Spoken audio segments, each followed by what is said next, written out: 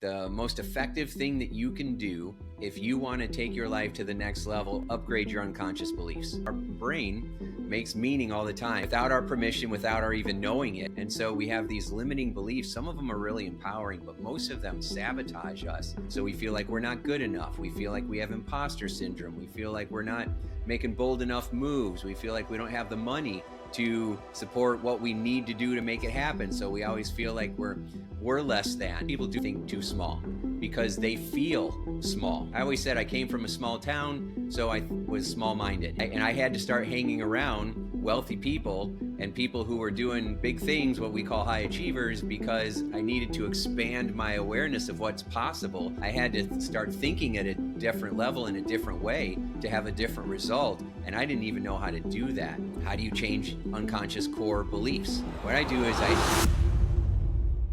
something that I think every high performer, anybody that's doing a lot in life comes up against is that feeling like there's more they should be doing, but they're not quite hitting that next level. And they're not sure what's holding them back, whether it's they want to lose weight and have the body they always dreamed of, or they know that their relationship could be in a different place, but it just doesn't move. Mm-hmm. Or maybe even more so our normal entrepreneur minds that say, okay, so now we've hit this goal, but it's not enough. What do I do now? What are some things that you have both written about, taught, or just talk about every day that could help guide people through that conversation with themselves? Well, that's an excellent question, Scott. I will tell you, it's so common that I coined the term achiever syndrome, because I feel like we've got this achiever syndrome, this feeling that no matter where we're at, we should be somewhere else. No matter what we've done, yeah, but we haven't done that next thing. And so we have this constant dissatisfaction. It's like we've got the finish line, and as soon as we get close to it, it gets pushed. And it's like, oh, well, now I got to do. And then it's constantly trying to get somewhere else instead of being happy with where you're at, trying to be someone else instead of feeling comfortable with who you are. So I've been doing this for 36 years now, and I found that what's driving that fear, that pressure, that frustration are unconscious beliefs. At the very root of it, it's like a mental weed. And most people, we're doing the pop psychology stuff, we're reading the books, we're jumping on calls with Tony Robbins, we're doing all the stuff we're supposed to be doing, and yet we still feel like we're not fulfilled, right? And we're not at the level of success that we want to be at. And every time I work with someone to try to figure out where that's at or why they feel that way, they always go back to something in their childhood. They always go back to when I was 2, when I was 5, when I was 12, some event, some experience. And it's not always just one experience. There's usually several, but there's some defining a moment or traumatic experience that we have. And our brain makes meaning all the time. And it says, without our permission, without our even knowing it. And it makes this meaning. And it says, this is who I am. This is who you are. This is what kind of world I live in as a result of this experience. And so we have these limiting beliefs. Some of them are really empowering, but most of them sabotage us and cause that unrest. So we feel like we're not good enough. We feel like we have imposter syndrome. We feel like we're not making bold enough moves. We feel like we don't have the money to support what we need to do to make it happen. So we always feel like we're less than, our especially for a lot of guys, our net worth is connected to our self-worth, and which it should not be. It needs to be separate, but it feels like that connection is there. So what I've learned to do is go and I pull that weed out at the root. Most of the pop psychology stuff is cutting the weed off at the top. People don't know what to do, so they flood themselves with Red Bull and caffeine and sugar and everything else to try to get themselves to do more or to numb out. And that's like throwing dirt on top of the weeds. And so the most effective thing that you can do if you want to take your life to the next level, or you want to feel peaceful at the level that you're at, which will actually cause the next level to come to you, upgrade your unconscious beliefs. And so let's ask the next question.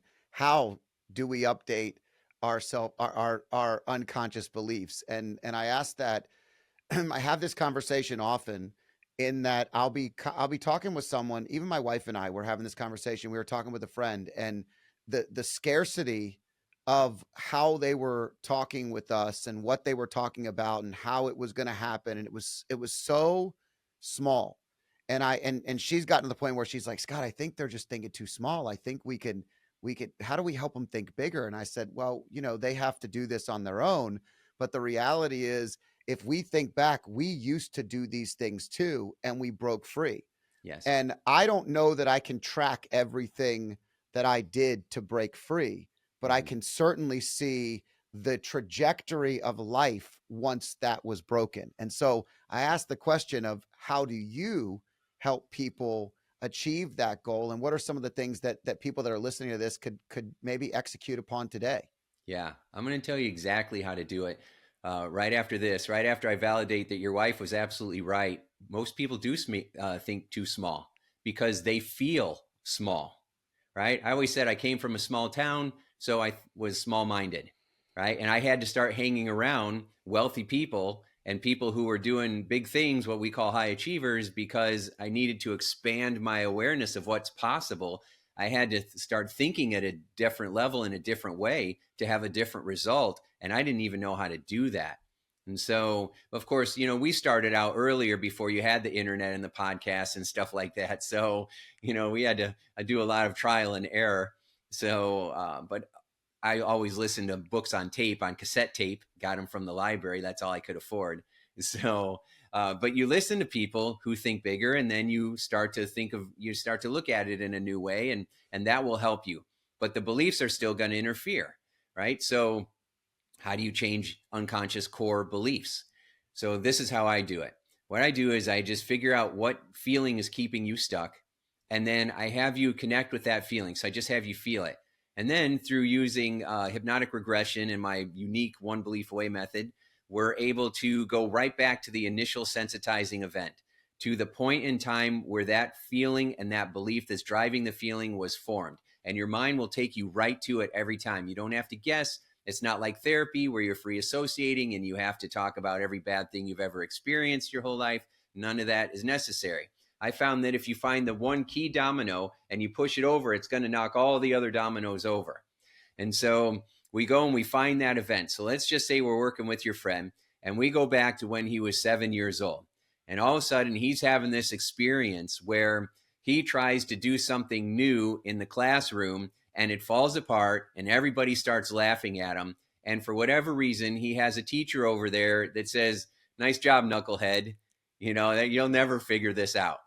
All of a sudden, 7 has this belief that forms in his mind that I'm not good enough, that I won't be able to figure it out, and that if I even try, I'm going to feel humiliated. And I don't want that kind of rejection. So I'm not going to play to win. I'm going to play not to lose.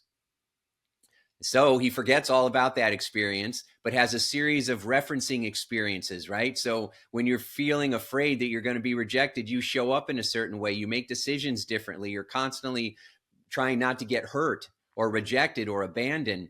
And so you end up with these experiences that reinforce that belief. And you think, well, it's because of these experiences that I have this belief. No, it's really because of the belief that most of these experiences happen. And you can change your beliefs and it will change the kind of experiences you have. So what we do is with the resources he didn't have when he was 7, because we've acquired resources, wisdom, power, understanding of how the world works that we didn't have when we were younger. So we can go back to that situation with new resources, with new understanding. We can take our power back. We can make ourselves feel loved. We can make ourselves feel safe. We can use the power of our mind to imagine anything. We can get the teacher to apologize. We can get the classmates to clap for us, right? We're walking around with this incredible power that God gave us, but we're not using it in the way that we could. And so by being able to reframe that and give ourselves the love, the acceptance, the protection, the support, the understanding that we need, then we're able to choose what belief we want to come from next. So instead of feeling like I'm not good enough, we can go to I am more than enough. And I always will be, and I can do anything I put my mind to. In fact, going for it makes me feel happier than holding back. Now you're starting to play to win. And so then we reinforce that. Then we create new experiences to lock in that new belief. And that's step 1. Then we go through a series of experiences, not many because it doesn't take many. Once you supercharge your core foundational beliefs, it's amazing. But we upgrade the first belief. And then in the second session, we upgrade the feelings. And that's exactly how you do it. And that's it works like magic. I've done this. I've facilitated 16,000 sessions, and it's incredible. We've got it down to a science. It really doesn't matter what the goal is and what kind of personality you have. It works time and time again. What's involved in that, Tim? Like what are you doing? How is someone connecting with you? What's the time commitment? Everybody hears this and they're like immediately they go, okay, I could do this. Maybe I need to do this. And then they're like, but what's involved? What am I gonna have to give up for this? Yes, you're going to have to give up fear. You're going to have to give up imposter syndrome. You're going to have to give up a lot of sleepless nights and anxiety. You're going to have to give up a lot of fights with your spouse because you're insecure about money, or you're insecure about your relationship, or you're obsessed with what you're doing in your business. So you're ignoring everybody at home, right? And so you're going to have to give that up. What you invest in yourself is 4 hours. That's it. 4 hours. I go once a week for an hour, 4 weeks in a row, and we've got like a 95% success rate. Being able to upgrade those core foundational beliefs is a game changer. And people say, well, is that it then? Is your whole life better? Your whole life is better. You still have to influence your mind, the way that you think. People are like, well, if I upgrade my beliefs, will it wear off? No, because once you upgrade a belief, unless you have some other life-altering experience that changes them again, a belief is upgraded. If you go from I'm not worthy of love to I am loved, that is a fundamental shift. Now, it doesn't mean you're not going to get stressed. You're not going to get frustrated. You're not going to get worried or pressured. But that's your conscious mind. And you'll be able to manage that more effectively if you have beliefs in your mind that make you feel loved and safe and secure, right? That help you believe that there's no failure. There's just feedback. That helps you know that in life, it's not about winning and losing. It's about winning and learning, right? And that it doesn't matter what shows up. What matters is how you show up. When you have high performing beliefs like that, it allows you to weather the storm much more effectively. Yeah, it's powerful. And I think you're right. When you start to lay out all the things that it could be, and I love the word investment versus cost. I think people get lost all the time on costs of things. And they don't measure what that cost is. Cost is always loss. Like when you think of cost, you're thinking of loss immediately. But when you think of investment, you're thinking dividends. You're thinking future value. I've never invested in anything I didn't expect something else in return for into the future. Whether it's an investment in someone else that's going to help them in their future, or an investment in a financial security that's going to help me in the future. These are investments. And I think people have to reframe their brain as well to think about the investment they're going to make. And I like that you use that word. It's powerful. Well, it's very wise what you just said, Scott. And you're absolutely right, because you're demonstrating a playing to win attitude. I'll talk to someone on the phone that I haven't met before, seeing if maybe it's a good idea for them to enroll in one of our programs. And I can tell right away how successful they're going to be by how they talk. Now we can upgrade how we talk, because most of that is coming from our belief system, right? But you can tell. So if someone's always talking about how much time is it going to be? I don't know if this is right for me. What if it doesn't work? Do you have a guarantee? They're coming from fear, right? The high achievers that I work with, they're like, it's my responsibility to get as much out of this program as possible. You just better do what you're promising. And so I'm like, yeah, bring it, right? And so you've got to decide that you are going to get the most out of this, and that you are going to lose more money than you would save if you keep going in the same circles. And I think that's what you're talking about, right? You're so worried that you're going to lose that, you're going to lose $5,000 to save $3,000. Like this is a good example. So for years as a hypnotist, I work with a lot of people to stop smoking. Cigarettes, a pack of cigarettes these days, and they're about to go up $2 a pack, are like $9, $11. People are spending $7,000, $8,000, $9,000 a year just cash out of pocket for a hypnosis, or for to smoke, and that doesn't include all the insurances. Your health, your car, your auto is 30% higher because you're a smoker, because they know it's going to kill you. And so, you could be spending $10,000, $11,000 on cigarettes, and you've been smoking for 30 years. Do the math. Okay. Then I come up and I'm like, yeah, we got a stop smoking program. It's $1,500. And they're like, oh, that's too expensive. $1,500 compared to the 7,000 or 10,000 you're already spending. But it's a mindset. In their mind, they're like, yeah, but it only cost me $11 a pack. They're, so, and of course, they're gonna die earlier from doing this, and not just death, but your quality of life is going to go way down when you end up with emphysema, right? So people are not looking at the costs accurately, and as a result, it's costing them dearly. Yeah, I mean, I've made lots of decisions in my life that were investment driven, and it usually leads me to better decisions overall. Whether it was, something as simple as hiring a landscaper. I spent one Saturday, I'll never forget it. As long as I live. I played soccer forever, and every Saturday I'd go and I played soccer in my men's league, and I would have a blast, but I'd come back exhausted. Hmm. And one week, the grass had gotten high and I had played soccer and I had to cut it before the end of the day. So now I just played 90 minutes of like once a week soccer, which means I hadn't trained all week. This is in my 20s. So I mean, I'm barely like able to do it, and I think I can still do what I did when I was 18. And I get home and I cut the grass and I'm edging. I'm out there like 3-4 hours. Yeah. And I come in, I'm exhausted. Yeah. And somebody said to me, why are you not paying someone to do this? Yeah. And I was a new financial advisor. I was fairly new in the business. I just started my business, Yeah. and I started to think about it. And I said, if I just work for a couple hours on Saturday before I play soccer, I can earn enough to more than cover the landscaping. Yes. And, I hired a company that still works for us today to this day. Yeah. And I got more time to play soccer, more time to be with my kids, more time, to feel healthier. Yeah. And it was a great something as simple as that. But I came from a space where we didn't have the money Mm-hmm. to pay for someone to cut the grass. So it Mm-hmm. was a first limiting belief you have to cut, is that, oh, just because I can do it doesn't mean I should do it. And Yes. that is something a lot of people tell themselves that keeps them small and playing small. That is brilliant. It's brilliant. That's exactly right. And I hope everybody rewind and listen to Scott say that again, because that is so important. We've got so many limiting beliefs around our money, so many of them, especially if you didn't come from money.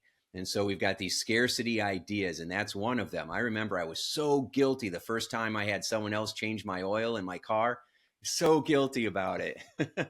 And so, because you didn't pay for stuff like that because you didn't have the money for that. And then you keep those beliefs so that now you have the money for that, but so you're losing money every time you do this. I remember Jack Canfield said in his book, The Success Principles, he said, don't do anything where somebody else could do it cheaper. So like going to the grocery store, you're going to spend $10 to pay someone to go to the grocery store, shop for you, and drop it off on your front porch, $10. Or you can spend 2 hours fighting the crowds, dealing with traffic, spending that time. And if you're charging, let's just say $100 an hour, that was $200 that you could have got done for $10. But people aren't thinking of it that way. And so when my wife asked me to do some kind of activity and it's like a $10 activity, in my mind, I'm going to do it for her because I love my wife. But in my mind, I'm like, I could be making $1,000 right now, but I'm going to do this $10 activity for her because Well, I you've value my reframed. marriage. It's because you've reframed. I mean, I just had this conversation this weekend. We have some people coming to stay at the beach, and my wife started taking all the stuff off the beds to change all the sheets. And I said, we have someone who cleans the house. Let's call them and get them to come over. They're phenomenal. Yeah. And we can actually go do what we came here to do, which Yes. is go ride bikes and meet some friends and Yes. connect with people, go enjoy the day, Yes. instead of spending an hour doing a bunch of busy work that someone else has a career in, that they're very successful in. They're Yeah. great at what they do. And I admire them in their career, but I Mm-hmm. like to pay them to do that for us because it's a much better use of time and energy. Yeah. I did say it, and she still took the sheets off the bed, Tim. So it didn't help. Um, and but it is what it is. And I think the point is, you're right. The more people listen to that message, the more people realize, it's if we. I think we have to continue to to reboot this system though. I think one of the challenges that I still have today is that every time I level up into a new zone of thinking where it's like, okay, you talked about, I just, so many times we don't have time to even think. So you may not be, yes, you can make $1,000 in that time, but how about the fact that if you actually had a couple hours to think and to plan and to build, that could be $100,000. To me, but there's very limited time. I Yep. was on a meeting a couple weeks ago and I'm paying some bills and and a buddy of mine, it was a weekend and I'm helping him with the business. And he goes, he's like, what do you got going on? I'm like, oh, I'm just sitting at my desk, just going through a bunch of BS. I'm I mean, and I was complaining. I caught myself complaining. Yeah. And he goes, why are you doing that? Yeah. What are you doing? Yeah. And he questioned me. And I got off that Zoom and I looked down and I'm like, what are you doing, Scott? Why are you doing this? You have a team that could take some of this stuff on. You could hire someone to Yes. take some of this stuff on. Yes. And so I think I have to even reboot, even though we continue to think bigger. There's a different level, and it's wherever you're at that's good. But I think that I just have to continue to reboot. What do do you continue to work with people throughout these reboots or these resets, or do you feel like it's like a muscle where they just have to keep practicing and keep working at it? Well, that's a great question. So, first, that's why we need each other. That's why we have your program. That's why people write books. That's why we have coaches and do mastermind groups, because you can't see your own blind spots.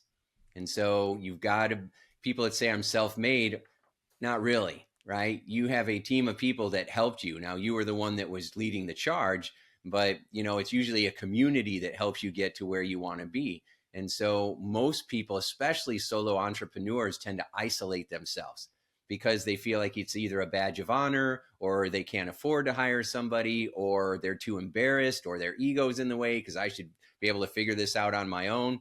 I'm like, nope, I'm hiring everybody I can. I want to figure this out. And so it's important that you have people that are in your life that you can go to, or even ChatGPT these days. You can put your business plan and your ideas right into there and say, show me my blind spots and look at this in a different way and give me what prompts I should be using that's going to help me to tighten this up or think bigger. It's incredible, the technology that we have available, and it's just getting more exciting. So yeah, people come to me and either they have the breakthrough and they move on and they just keep watching my videos, reading my books and stuff like that. Or I have other people and they're like, this is great, I want you in my corner all the time. And I might not need you all the time, but just knowing that you're there. And then it's nice to have someone that you can just reach out to whenever you need to be able to get the exact support you're looking for. Yeah, it is. I think that's great. And I think everybody has to find that resource. I know that early on in my career, I hired a coach, and that hiring of a coach was at a time where I was barely earning enough to feed my family, let alone hire the coach. Yeah. And I mean, I think I was spending a third of my income on the coach Yeah. to get me to the next level. Yeah. But my income then went up 5x over the next couple years. That's right. So and eventually much more from there. And so I think it is really interesting. I also find that I surround myself with a lot of great people, and I have lots of friends from all different walks of life. But what's always amazing to me, and I think pertinent to this conversation, is I have a lot of friends, and some of them even listen to this show, and they're meant for so much more. And I see it in them because I'm having conversations with genius level entrepreneurs that have made, tens or hundreds of millions of dollars. And these people are on the same playing field as those people. Yeah. They're just the last ones to know it. Yeah. Their conversations, their curiosity, their drive, their work ethic, they're just in the wrong setting. Yeah. And maybe they self-sabotage every time they get to a point where they have the chance to break through. And I see that's where you can be, and what you're doing could be so uplifting and helping with that they're truly one belief away, right? That is it. That is it. They always say preparation plus opportunity equals success. So you can always be preparing and be ready. But if you have beliefs that that are faulty, then you'll have your big shot and you will miss it. So I remember, I felt like I was pretty confident, and I got introduced to somebody who ended up being the president of a huge, I think it was a life insurance company, and so he gave me his number and asked and said to call him. So it was a huge opportunity. So I get on the phone with him, and then all of a sudden, I just start doubting myself. I'm like, what is going on? So he asked me how I can help, and normally I'd quick fire and be like, well, we can do this and that, and be, and we're going to upgrade the beliefs and people, the blind spots, their communication styles, they waste time, and we can optimize all of that. And I started talking about it, and he said, well, that's great. How would we do that? And I'm like, well, let me send you some information, because I got scared about quoting him for some reason. As soon as the money part came up, I started freezing. And I'm like, well, let me send you some information on it. I'll send you an outline of different things, right? And I started tracking, and I just felt like I felt it. I felt like he felt it. And then all of a sudden, he's like, okay, that sounds great. Send it over. And then I never heard from him again. And I reached out a couple of times, but I just felt like I dropped the ball, and I'm like, what was going on there? And it's an example of how I sabotage myself. So I had to find someone. I'm like, hey, I got limiting beliefs in here. You got to help me get rid of them, right? Even though I can do it on my own, I can't see my own blind spots. Right. So, you got to hire somebody who's good at that, and make the investment in yourself. You're your most important asset. You're your most important client. So you got to treat yourself that way, so that the next time there was a situation like that, I was rapid firing, and I'm like, this is here, and this is what your investment, and this is how it's going to save you, and this is how it's going to 2x your income here, right? And leave you with a system. And then he's like, well, that sounds great. When can you come in? And so it was a totally different energy, because I had certainty, and I was leaning in instead of blah, blah, blah, blah, blah, blah. Isn't it crazy to not? I mean, I genuinely don't care what someone thinks. If I'm going all at it and I believe in it and you don't like it, that's okay. Like, I'm Yeah. not offended by that. I have gotten to the point in my career, my life, Yeah. where I'm a firm believer, as you are, in your system, in your processes.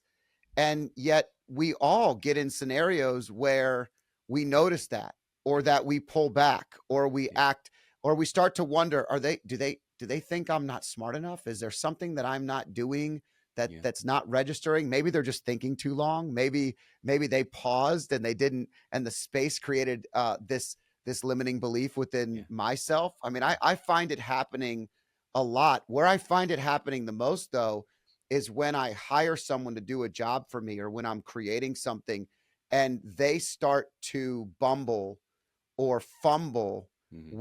with something I know they're great at. Mm-hmm. And then I often will do a pause, and I'll say, hey, listen, I hired you because I believe in you. Yeah. But I got to be honest with you. If you don't believe in yourself, I can't continue to work in this relationship. We've got to figure out a way Yeah. to continue forward. But I need to know that you're confident in what we're doing together. Because Yeah. if you're not, then it's going to blow up the whole thing. Yeah. And whether that's, home project at the house, whether that's something big for my kids, I mean, Yeah. whatever it may be, Yeah. these are really important conversations. But I feel it so quickly, just like that gentleman that you're talking about. Yeah. He didn't get where he's at by not knowing that you felt like it was out of your league for some reason in that moment. And that hesitation gave you two things. It gave you the ability to get better, which is what you said earlier. Yeah. It's not failure. It's really learning. Yeah. And then you got help. So you move forward, which is even better. Yes. So I bet it doesn't happen again. Yeah, that's right. Until the next time. That's right. Until the next time. Yeah. Until you get to that next level. Right. And then all of a sudden you get held back by another belief, and then you bust that belief and you upgrade that belief, and it takes you to the next level. And then there's that one. You just get better at recognizing the levels and the opportunities, so you don't have to blow it as much. You can recognize, okay, this is maybe where I would normally falter in the past, but not now. And now you upgrade your beliefs and you expand your awareness, and you have new tools and resources, and you have better support. And that's how you keep climbing. How are you utilizing this in your family? So you mentioned you have a son in college, and I don't know if you have other children, but And with your wife, who we mentioned earlier, and you wanted to make sure that you were okay with the $10 task, but you could be doing 1,000. How do you leverage this um, this process, this ability that you help other people with within your own family and your own life? So that's a very powerful and important question. As an entrepreneur, I've had to like bust up a whole bunch of beliefs about relationships because I'm someone who finds problems, I solve them, I move fast, I want to get things done. I want to show you what's possible. And my wife is uh doesn't have that particular approach. And so she's smarter than I am, but she wants to talk things out longer and she wants to have a better plan. And she'd rather me hang out and sit down with her and just talk for like 6 or 7 hours instead of me getting all the stuff done that she's talking about that she wants to get done. And my brain is going, yeah, but I just did all the stuff you want me to get done. And I don't understand why you're complaining. And she's like, I'm not complaining. I'm not feeling heard. And so I'm like, man, I Right. got to relearn all this stuff because I didn't learn it from my dad, who my parents are divorced, right? And I just don't have a lot of good male role models for this. Guys are taught to be tough and be non-emotional and to get things done. And if you're hearing too much grief, you go hide in the garage. And that was the beliefs that I had. And so I've had to change all of that. And in fact, I got my safety. I felt safe from making money and growing my business. Plus, when you're doing a lot of videos or stage work or writing books or stuff like that, you get a lot of applause, right? So I get a lot of thank yous, a lot of pat on the backs, a lot of appreciation. And, you take that for granted after it's been that way for a while. And you get a lot of support that other people don't get. And even if it's from strangers, it still feels good.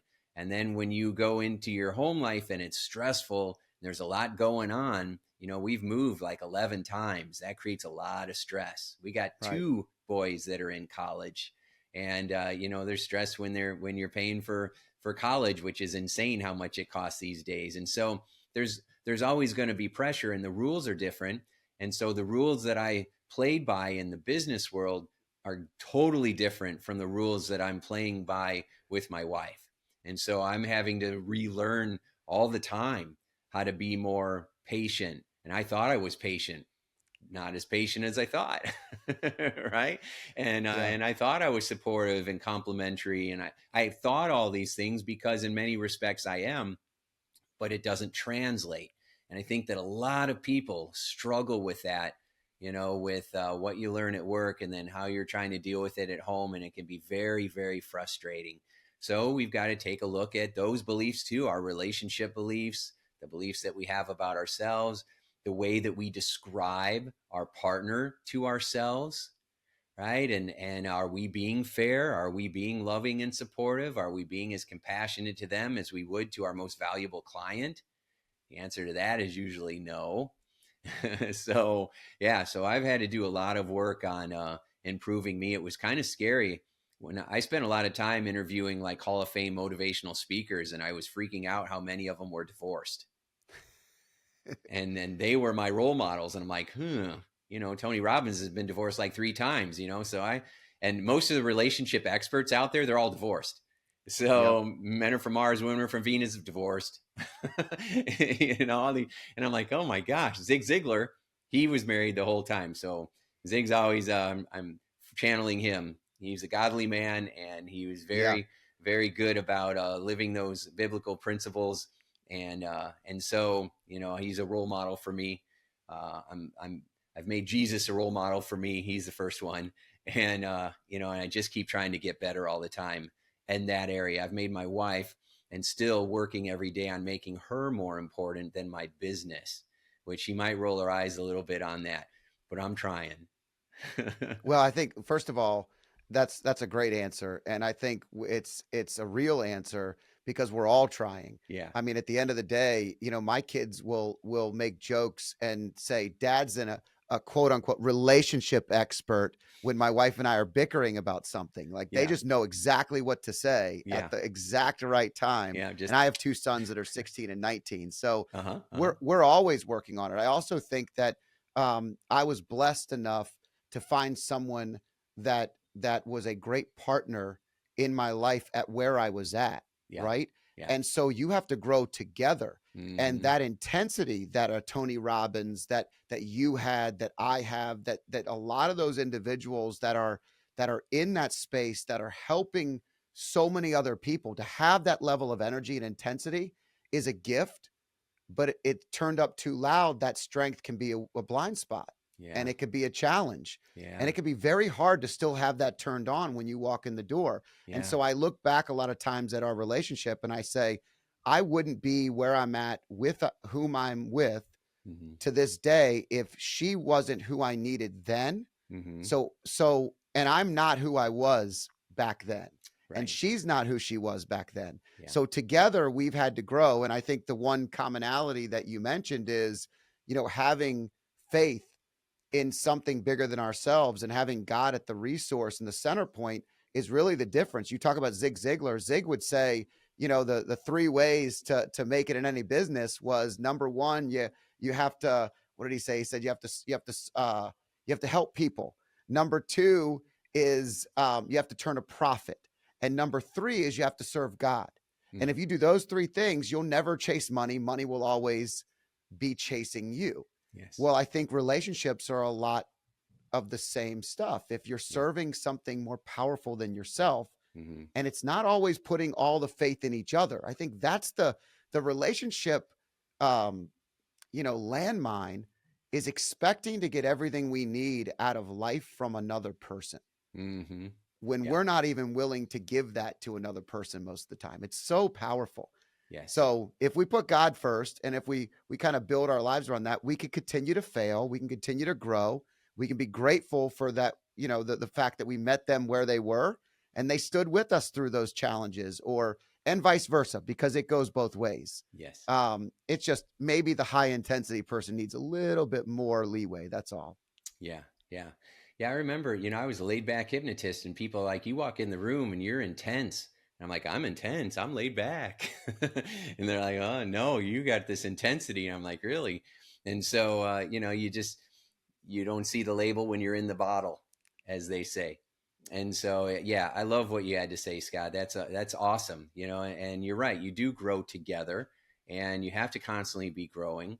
And if you use the principles that are in the Bible and you apply them, and then you just put even 20% of the time that you might put into a business marketing plan, into a marriage marketing plan, right? And put that time into your partner, then it's going to return huge dividends that are way more valuable than money.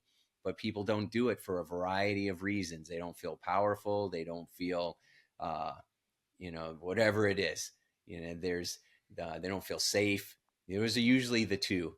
And but when you upgrade that, you get a sense of joy and peace that money really can't buy.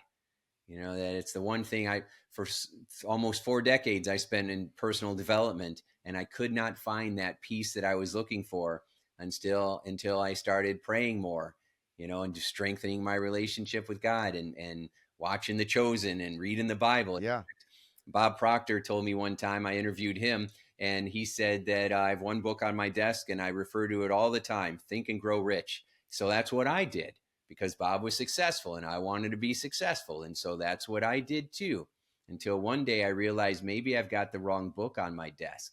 Now I'm looking, I got the Bible on my desk. That's the one and only book I have on my desk right now.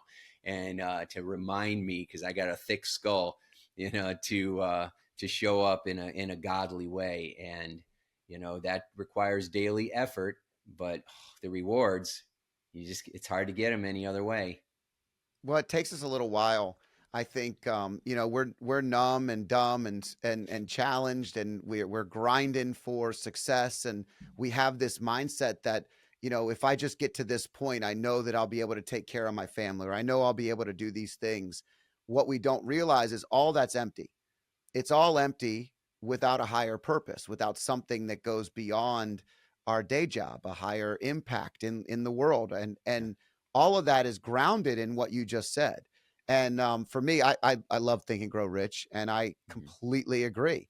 Think and Grow Rich is a great starter book for success. Hmm. The true success book is the Bible, and when you have a chance to actually dive in and read some of the chapters in Wisdom, or Ecclesiastes, or some of these chapters that are pure um, gold in how to be a good human Hmm. on top of serving others. Hmm. It's not an awful blueprint. I try to teach. It's funny. I'm trying to, really embed this in all the young people that I come across, whether it be in business. I was having a conversation with someone today, and my life model, which we talked about briefly in the beginning of this before we started, and she goes, she was pitching a product to me in the business, and she was like, I think you guys could use this, and this is what she goes, but I want to tell you something first. I really enjoy your model. I've been using it and really living by it, and it's really helped me frame the direction I want to go in. Yeah. And then she said, I'm struggling a little bit with the faith one. I got to be honest with you. That's hard for me. Yeah. And I said, can I stay real shallow with you? And she goes, yeah. I said, I'm not going to go deep, and I'm not going to question anything you just said. I'm going to meet you where you're at. My suggestion is download the Hallow app. It's a phenomenal app. It's a great way where Mark Wahlberg and Gwen Stefani and all kinds of people that you recognize are engaged in it. The people from Chosen are involved in it. It's the number one meditation app. I mean, you can get any level of intro to faith or deep dives with Bishop Barron on philosophy and biblical studies. I mean, you can go anywhere in here. But I said, if you start with it, just initialize it and give it a couple minutes a day at any level. I don't care if you listen to music first, whatever you do, just start. But I want you to understand all the things that you want are predicated on this. Mm. And then I said, the last part, I said, the real trick is my life model should really be a pyramid, and it should start with the foundation being God and faith. Hmm. The next level is energy. How you show up matters. You have to be showing up with a healthy mind, body, and spirit. Yes. Otherwise, the people that you love aren't going to get the best version of you. That's the next level. Yeah. And finally, impact. Yeah. So many people come out of college focusing on impact, and I'm going to make an impact. I'm going to do great. Go back to basics. Mm. Build the good human. Love people. Take care of yourself, and then make the impact in the world. But don't flip it, because I've done that. I've made that mistake, and now I'm living a much different life. Yes. Yes. I mean, that's the same mistake we keep making over and over again. So I love it. I love it. What's the name of that app again? Hallowed? It's Hallow, Hallow. Hallow. Okay. And it was three guys from Notre Dame. Hmm. And I think, one was fairly involved in the faith and stayed connected, but the other two were completely disconnected, even though 4 years of Notre Dame, Catholic college. One was actually an atheist, I believe, and they started this app, and they just showed yesterday that 1 billion prayers had been prayed on the app since they started it, and Wow. it's been the number one downloaded app many times. I mean, the Bible in a year is another part of it's on the app, and so a lot of young people, I have them listen to the Bible in a year, and it's somebody that actually guides you through the storyline, so you end up reading the entire Bible in a year, but you have a story that goes with it and someone that's explaining some of it, so it takes away the challenge of reading Leviticus and going, I don't know why I'm reading all these people's names and these rules. But when someone's explaining it to you, you can get through it. Yeah. And sometimes there's parts of our life where we just have to get through it, even if we don't understand it. That's It right. might come to us later, right? Yes. So yeah, it's a great app, and I highly recommend it. And I'm not a spokesperson for them, but I've been an advocate since they started. Yeah. Yeah. Yeah. I feel the same way. I'm going to check that out about the Chosen series on Amazon Prime. I mean, it's so good. And I like it because, it's showing the viewpoint of the disciples, the students who have Jesus right there in front of them doing all these miracles. And they're still grappling with doubt and insecurity and greed and jealousy and, violent and all. And he's right in front of them. doing this stuff. So I just think that it's such a different version. So many people are jaded, and they'll say I'm spiritual, not religious, because of the things that they've experienced in the church or from church figures throughout, the last couple of thousand years. And but you don't throw the baby out with the bathwater, right? There are different challenges that you're going to have, especially in a sinful world. But there is so much wisdom, and I think the Chosen, and it sounds like this Hallow app, these are resources for you. Or you can just train your algorithm, right? You just start watching videos. Like when you watch, if you open my phone right now and you go to one of my channels, like, I don't know, TikTok or something, Instagram, Facebook, any of them, YouTube, you're going to see how to use AI to grow your business, and you're going to see Jesus videos because I have trained my algorithms to only watch those videos, and I unfollowed everybody else. I don't want to watch somebody dance. I don't want to see someone fall downstairs. I don't want to see some cat video, even though it's funny. I want my, brain to be trained and turn my phone into a university, so that every time I'm in the car, every time I'm going for a walk, I'm getting downloads into information that I think is going to make me a better human.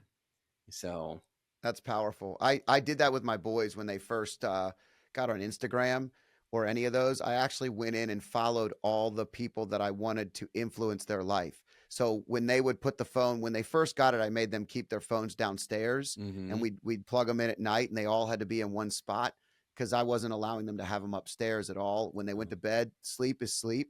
And now that goes away for all the parents that are saying, how long did that last? Don't worry. It didn't last long. It lasted long enough.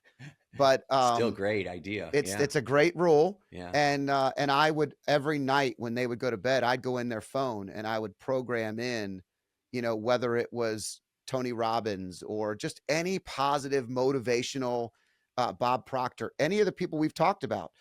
And sometimes they'd be like, who is this old guy in my feed, Dad? And why is it here? Yeah. And eventually they caught on. Yeah. But I gave them the seed of something that's really powerful, and you watch them start to grow up, and they'll send me things sometimes now that reciprocates the kinds of people that I was showing them. And I think it's extremely powerful. And on the point of the Chosen, what I love most about it is, what you said is that Jesus is standing right there, and they're all still completely imperfect and challenged at all times. But I love the way the show shows the quirkiness and the individual personalities, of each of the apostles and how they functioned. And, it's just a great interpretation to humanize something that so many people have, really tried to dehumanize for so long. And I'm a firm believer, like you are, that man is imperfect, and man will always make imperfect decisions. And sometimes those can be detrimental, especially to an organization, but it doesn't kill the value of the word and the organizations and the purpose of what you're aiming for. Bad people exist in every business, in every church, in every religion, in every challenge. So how we can focus on the positivity there is really a big benefit for us. So Tim, I could talk to you all day, man. This is a great conversation. I'm really grateful. Tell people how to find you, and if they want to reboot their system, stop self-sabotaging, invest in their future, and really create this what is it? It's one belief away. They're one belief away from changing their life. How do they do it? 3 ways, and I appreciate you asking me. You can go to Indy Hypnosis, INDY, because I ran a practice in Indianapolis, Indiana for 20-something years. So indyhypnosis.com, you can learn all about hypnosis and get a bunch of free tools and strategies. And if you wanted to work with me or one of my coaches, then you could reach out and schedule a free consultation. The second thing you can do is, not right away, but pretty soon, I'm heading to the premiere of Zero Limits. It's a new movie with Joe Vitale based on his work. And I was lucky enough to be in that movie as well, along with John Ashraf and John DeMartini and a few of the guys from The Secret movie. And so that's going to probably hit in November. You could watch that on like Amazon or Apple TV. So, and then the third way is I got all my free trainings in one place. I call it Tim's Secret Training Vault. And so we'll put the note in the show links or in the show notes. But you only get it if you subscribe. So you got to subscribe to this podcast, and give Scott some 5 stars, because this is awesome. And then you'll have the link, and then you can access all my free training, and you'll learn a lot about how to use the power of your mind to create your life by design. Well, we'll have to check out the movie, and we'll definitely check out the site, and we'll make sure the show notes are updated with all that information. And I definitely think it's worth a shot. If you find yourself challenged with self-sabotage or limiting beliefs, and you want to upgrade the internal system to believe in yourself just a little bit more, sounds like we just gave you an option today. All right, Tim, thanks for joining me today. I appreciate your time. Yes, thank you so much, Scott. It was a pleasure. I hope you enjoyed this podcast. If you liked it, there's more where this one came from. Click here and enjoy some more.